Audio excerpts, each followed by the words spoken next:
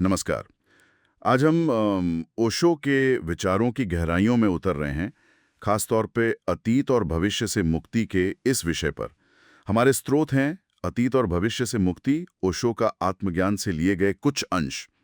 हमारा मकसद है ये समझना कि आत्मज्ञान मतलब अपने सच्चे स्वरूप को जानना, वो कैसे वर्तमान क्षण में पूरी तरह जीने से जुड़ा है। चलिए इस पर जरा और बात करते हैं। अक्सर ऐसा होता है ना कि हम सुख शांति बाहर खोजते हैं, चीजों में, लोगों में। हाँ, बिल्कुल। ये बहुत आम है। लेकिन ओशो इशारा करते हैं कि असली खजाना तो भीतर है। और इसी बात को समझाने के लिए वो सिकंदर और एक फकीर की कहानी बड़ी कमाल की है। हाँ, वो कहानी सच में बहुत गहरी है। कैसे वो दुनिया जीतने वाला सम्राट भी एक साधारण से फकीर के सामने जैसे ठहर सा गया। क्या था उस कहानी में ऐसा? हाँ, ये कहानी ऐसी है कि जब सिकंदर भारत आया तो उसकी मुलाकात एक फकीर से हुई। फकीर बस शांत बैठा था और उसके हाथ में कोई चीज चमक रही थी। अच्छा। सिकंदर की नजर पड़ी। अब वो ठहरा सम्राट तो जिज्ञासा हुई। पूछा, ये क्या है तुम्हारे हाथ में? फकीर मुस्कुराया, कहा, ये बताया नहीं जा सकता। हाँ। सिकंदर को कहा ना सुनने की आदत थी, उसने जोर दिया। तो फकीर ने कहा, तुम अपनी सारी दौलत भी ले आओ ना, तो भी इसका मोल नहीं चुका पाओगे। सारी दौलत से भी ज्यादा कीमती? हाँ, तो सिकंदर ने इसे एक चुनौती की तरह लिया। एक बड़ा सा तराजू मंगवाया गया। एक पल्ले पर सिकंदर ने अपना सारा खजाना, सोना चांदी हीरे सब रख दिया। और दूसरे पर? दूसरे पल्ले पर फकीर ने धीरे से वो चमकती हुई चीज रख दी और सब देखते रह गए। फकीर का पल्ला भारी रहा, सिकंदर की सारी दौलत हवा में। अरे! सम्राट तो हैरान रह गया, झुक गया फकीर के पैरों में, कहा, मुझे इसका रहस्य बताओ। फकीर बोला, समझना आसान नहीं, पर तुमने विनम्रता दिखाई तो देखो। उसने पास से जरा सी धूल उठाई। हाँ। और उस चीज पर डाल दी। धूल? हाँ, बस एक चुटकी धूल। और डालते ही, पलक झपकते ही वो फकीर वाला पल्ला हल्का होकर ऊपर उठ गया। सिकंदर का खजाना नीचे आ गया। कमाल है। तब फकीर ने कहा, ये मनुष्य की आंख है। जब तक इस पर कोई धूल नहीं, ये साफ है, तब तक दुनिया की कोई दौलत इसका मोल नहीं लगा सकती। पर जरा सी धूल पड़ जाए तो ये कौड़ी की हो जाती है। सोचने वाली बात है। बस एक चुटकी धूल और सब बदल गया। मनुष्य की आंख और धूल। तो ये जो धूल है हमारे जीवन के संदर्भ में, इसका क्या मतलब है? ये किस तरह की धूल है? बिल्कुल, कहानी का इशारा हमारी भीतरी आंख की तरफ है। हमारी चेतना, हमारे देखने की, अनुभव करने की क्षमता। आत्मज्ञान मतलब इसी भीतरी आंख का पूरी तरह खुल जाना। और धूल?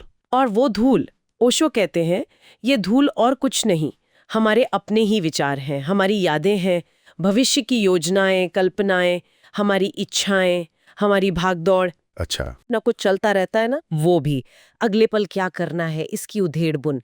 और सबसे अजीब बात यह है कि ये धूल असल में ठोस है ही नहीं, बस एक धुंध जैसी है, पर फिर भी हमारी नजर को धुंधला कर देती है। मतलब ये असली ना होकर भी हमें असलियत देखने से रोकती है। हाँ, बिल्कुल।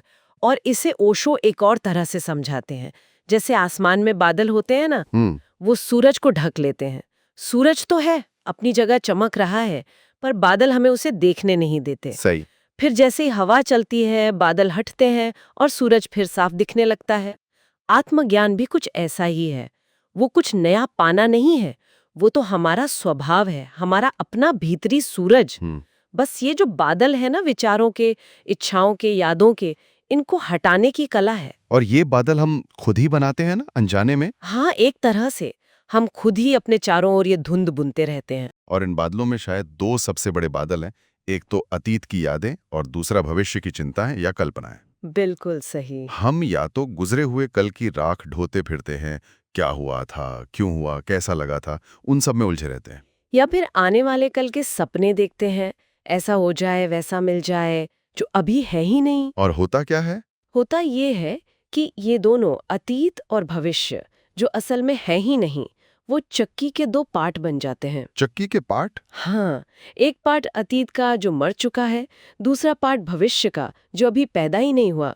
और इन दो गैर मौजूद पार्टों के बीच पिसता कौन है? वर्तमान क्षण। बिल्कुल, वो जिंदा धड़कता हुआ वर्तमान क्षण। जीवन असल में सिर्फ इसी अब में है, इसी पल में है। लेकिन हमारा ध्यान कहाँ रहता है, या तो पीछे या आगे। तो सवाल ये उठता है कि ये जो एक ही वास्तविक क्षण है हमारे पास, इसे जिया कैसे जाए, इसे पूरी तरह से कैसे अनुभव किया जाए। तो इसका हल भी कहीं बाहर नहीं है, इसी समझ में है। हाँ, अतीत और भविष्य के इस बोझ से मुक्त होना। जैसे ही ये बोझ हटता है, आंख से मानो धूल हट जाती है। हाँ, बादल छंट जाते हैं और भीतर की जो स्पष्टता है वो अपने आप प्रकट हो जाती है। यही आत्मज्ञान की तरफ पहला कदम है। और ये मुक्त होना कोई मुश्किल काम है, कोई लड़ाई लड़नी है? नहीं नहीं, ओशो कहते हैं ये कोई संघर्ष नहीं है, ये बस एक गहरी जागरूकता है, सजगता। अपने मन में जो विचार उठ रहे हैं, इच्छाएं आ रही हैं, यादें आ रही हैं, उन्हें बस देखना है, साक्षी भाव से। बिना उलझे। हाँ, बिना उनसे चिपके, बिना उन्हें अच्छा बुरा कहे। बस जैसे आकाश बादलों को देखता है, वैसे ही उन्हें आते जाते देखना है। इस देखने मात्र से धीरे धीरे उनकी पकड़ अपने आप ढीली होने लगती है और हम सहज ही वर्तमान क्षण की जो ताजगी है, उसकी जो शांति है, उसमें स्थिर होने लगते हैं।